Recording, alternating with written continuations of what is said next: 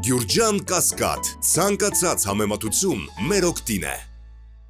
Արմատ մենք տեսնում ենք,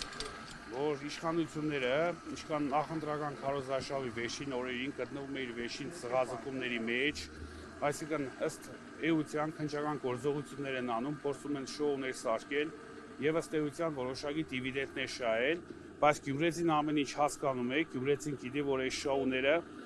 ընդհանրապես կազմակերպված են ուղղակի իշխանությունների կողմից, այսինքն քաղաքական հետապնդումների շարունակություն է սա ըստ էության, եւ իշխանությունը ուղղակի չի հասկանում, որ նմանատիպ շոուներ ինչքան կազմակերպեն, այդքան իրենց վարկանիշը ավելի է ընկնելու եւ գյումրեցի մարտի 30-ին ճիշտ ընտրություն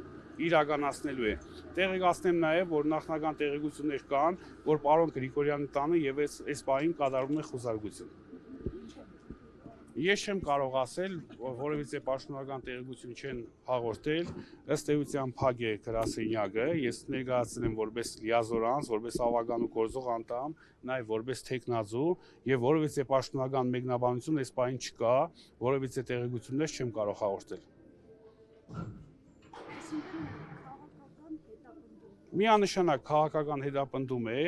ընդդիմության թեկնածուների շտաբերում համապատասխան գործողությունները վառ քաղաքական հետապնդման արդյունք են։